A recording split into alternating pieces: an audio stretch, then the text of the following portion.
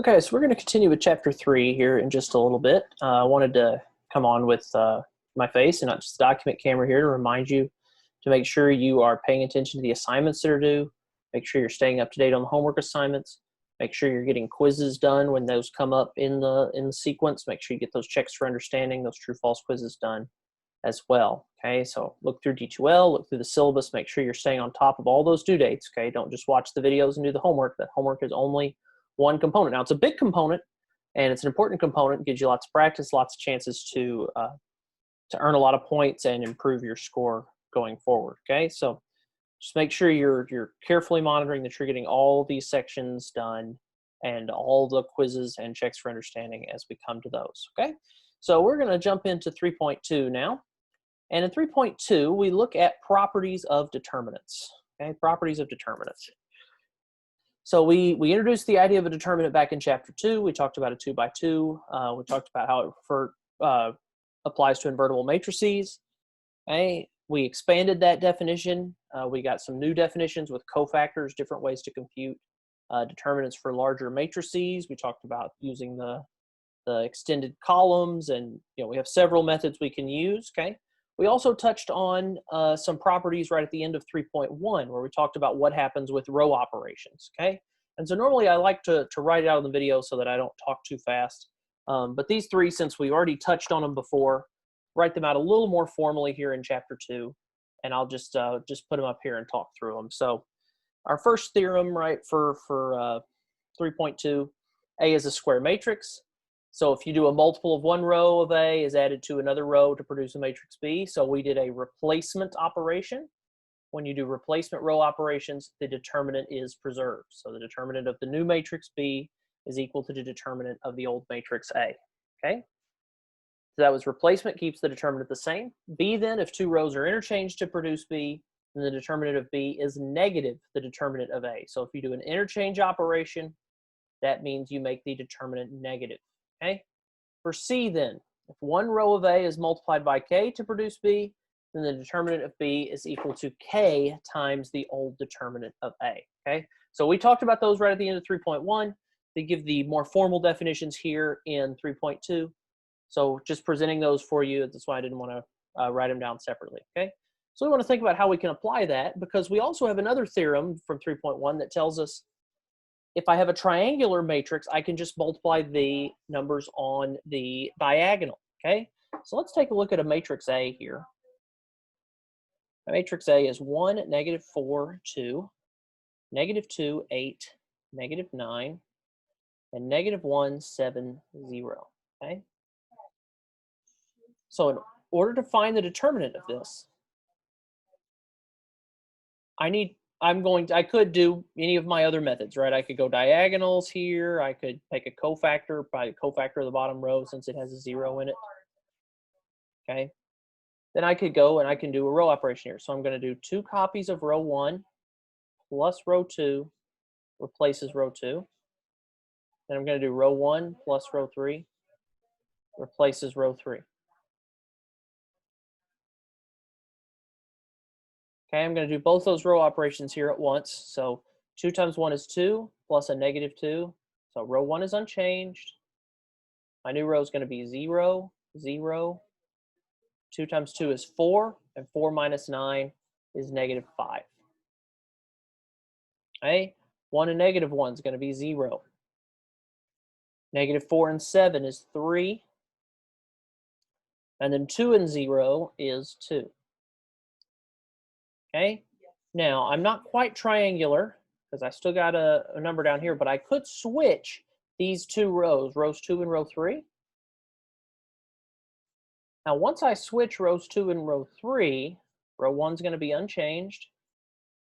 Middle row now is going to be 0, 3, 2, and the bottom row 0, 0, negative 5. Okay, so now I have a triangular matrix. Okay, so now I have a triangular matrix. So using my triangular matrix, I can say that the determinant of this matrix, okay, notice this is not matrix A. Matrix A has been modified. Okay, so we're going to call this matrix B. Notice matrix B is a triangular matrix, so the determinant, I can simply multiply the numbers on the main diagonal. 1, 3, and negative 5. So the determinant of B is a negative 15. Okay? So let's look at our row operations. First, we did replacement. Well, we know replacement does not change the determinant. Okay, so I don't have to worry about any complications from that. Second here, I did interchange. Interchange switches the sign. So to go from A to B, I changed the determinant to be a negative 15. So using that, that means that my determinant of A, my original matrix I started with, is a positive 15. Okay, so we have another tool in our toolbox here that we can use to determine the determinant. Okay. Now, this is also particularly important as it pertains to the invertible matrix theorem. Okay, because if I have a matrix where I get a determinant of 0, I do these row operations, I get determinant 0. Well, a negative of 0 is still 0, and 0 times a number is still 0. So if I get determinant 0 for the simplified matrix or for the reduced matrix, then that means the original matrix had determinant 0, which means the invertible matrix theorem tells us that the matrix is not invertible. Okay, so let's look at a larger matrix here, a 4 by 4 matrix. 3, negative 1, 2, negative 5, 0, 5, negative 3, negative 6, negative 6, 7, negative 7, 4. And then the last row is going to be negative 5, negative 8, 0, and 9. Okay. So I want to do a row operation here. Okay, I want to get zeros below my first pivot, so I'm going to do 2 copies of row 1 plus row 3 is going to replace row 3. And we know that replacement does not change the determinant at all. So row 1 is going to be unchanged. Row 2 is going to be unchanged. Row 3 now is negative 6 plus 6 is 0. Okay. 2 times a negative 1 is negative 2. Negative 2 plus 7 is 5. 2 times 2 is 4. 4 minus 7 is negative 3. And 2 times negative 5 is negative 10. And negative 10 plus 4 is negative 6. Okay, and then row 5 is unchanged. Now what we should notice here, though, is that these middle 2 rows are the same. So that means that once I do my next replacement operation, I can eventually get where I have a row, not a column, a row of all zeros. And once I have a row of all zeros, I know that's going to give me a free variable. And once I have a free variable,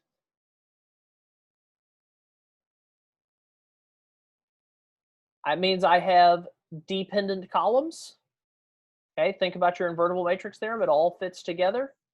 So even without doing any multiplication here, I have dependent columns. That means I have a non-invertible. So A is not invertible, which means that the determinant of A is equal to 0. Now, yes, we would do an interchange operation here and make it negative, but again, negative 0 is still 0. Okay, so we have those properties. They're relatively easy to use. They're not too tricky. Okay. All right, so in our invertible matrix theorem, again, because we've been hinting at it, we're going to write down a property S for our invertible matrix theorem, which says that a square matrix is invertible if and only if, remember IFF is if and only if, the determinant of A does not equal 0. So it's not invertible if that determinant is 0. Okay? All right, we have 2 more theorems we're going to use here in section 3.2. First is theorem 5, which says that if A is an n by n matrix, so A is n by n, then the determinant of A is equal to the determinant of A transpose.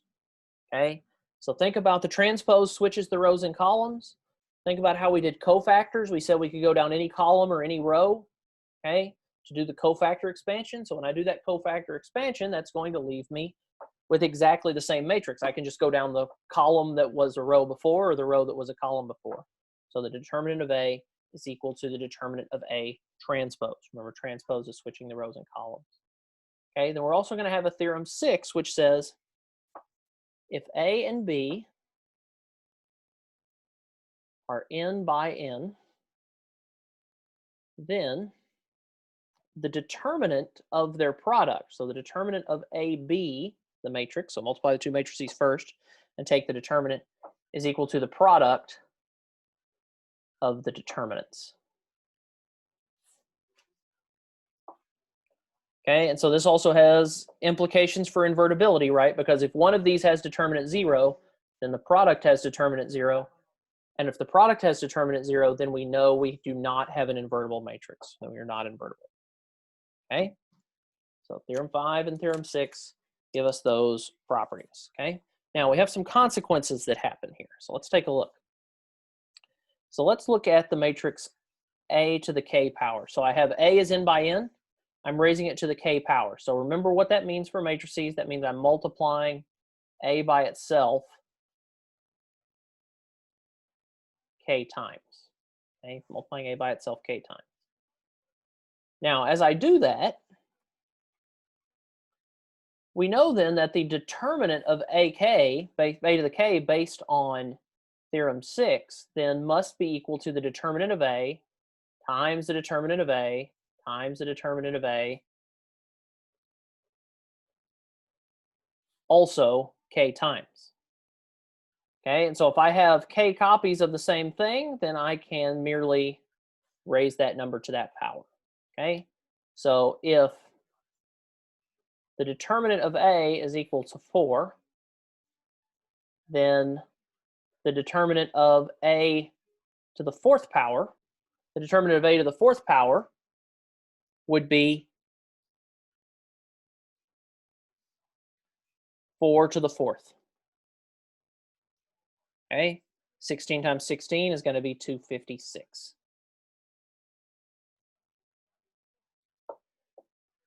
All right, so that gives us that property. So we can use that property to find, without having to multiply out. You know, if we had to do A to the 4th, we would have to multiply that matrix 4 times by itself. We'd have to figure it out. If it was diagonal, that wouldn't be too bad. But if it's not diagonal, that's going to be really messy to find that matrix when you do all that multiplication. When if I know it's determinant, I can just find the determinant of the power simply by using that property. Okay? All right. Next, we'll look at an idea of what if I have that the determinant of A is equal to 4 again, but I want to find out the determinant of 5 times A. Okay? Now, it'd be a good knee-jerk reaction to think, oh, well, it's linear algebra, so I could probably apply scalar associativity. Maybe I can just bring that 5 out and say that the determinant of 5A is 20. Sounds promising. Okay, but let's take a look at something. What if I have a really simple matrix here that has determinant 4? Okay, so I just have a diagonal matrix. Pretty easy. 4 times 1 times 1 times 1. Okay, easy enough to do. Easy enough to see that that determinant is 4. It's triangular, multiply your diagonal. Good to go. Okay, so that's A. Well, let's look at 5A. Well, 5A, remember, means I multiply every input. So 20 times 5 is 20. 5 times 4 is 20. 1 times 5 is 5. 1 times 5 is 5. Other points then are 0. So we're going to multiply along the diagonal here. I've got 20 times 5 and 20 times 5. So I've got 100 times 5. Okay, so I can go then to the determinant of 5A. 20 times 5 is 100. 100 times 5 is 500. So let's compare then. This was 4 and this was 500. So when I look at this, I wound up multiplying by 5, and by 5. I multiplied by 5 cubed. Okay, where cubed, or 3, is the dimension of the matrix. Okay, so the determinant of 5A then is going to be 5 to the k power, or n power. Let's go with n power, it looks better. 5 to the n power, looks better than I had to scratch it out, sorry.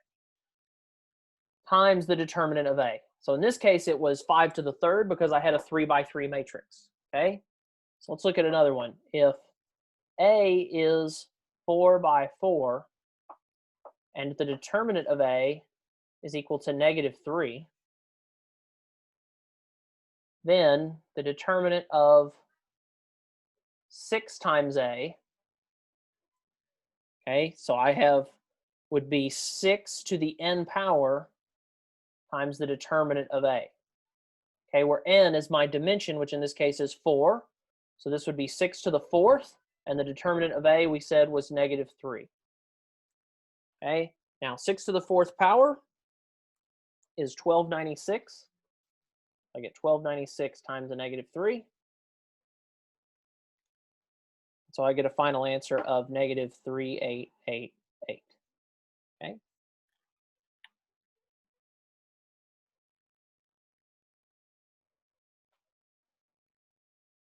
All right, so relatively few properties for determinants. Okay, we have not too deep a tool chest to dig into. Um, it's a pretty straightforward operation. There's not a lot of differences. One thing you might think about is what makes for a reasonable determinant. If I have a matrix and I know that every number in here, so I got a 3 by 3 matrix. I'll eventually get all my stars written here. I've got a 3 by 3 matrix, and I know that all of the stars are between -10 and 10. Maybe they equal to, but between -10 and 10. Okay? Then the biggest I could make my determinant would involve multiplying 10, 10, and 10. Okay? Down this diagonal, think about what that looks like. Okay? So I've got 10 times each copy. That's going to give me a positive 1,000. If they were all -10, that would give me a negative 1,000. Okay? So you're looking for that relationship of just how big could we make that number, okay? And I can even have a mixed case of positives and negatives, right? -10, +10, and +10 would still get me negative 1,000. So what is that biggest number and how many times is it getting multiplied? Then that informs you of what your sort of largest or smallest possibilities could be. So this determinant could be anywhere between -1,000 and +1,000. Okay, it could be anywhere on that scale, anywhere on that line. So another helpful hint there as you're thinking about checking for reasonability, make sure you didn't make any mistakes. If you get out an answer that you do all your calculations and you get 2,000, but you look down and all the numbers were single-digit numbers, well, that's not going to make sense. That's not going to add up for a 3 by 3 matrix. You don't have enough terms in order to get a product that high. Okay, so like I said, chapter 3 is a relatively short chapter. We're done with 3.2. 3.3 is also a fairly short section, really just a couple of topics. We'll be talking about Cramer's rule and then some volume and area applications for determinants in that realm. Okay, so that's 3.3. And then chapter 3, just a 3-section chapter, so that'll bring us to the end of chapter 3. Again, make sure you're mindful of what assignments and so forth are due, and I will talk to you soon.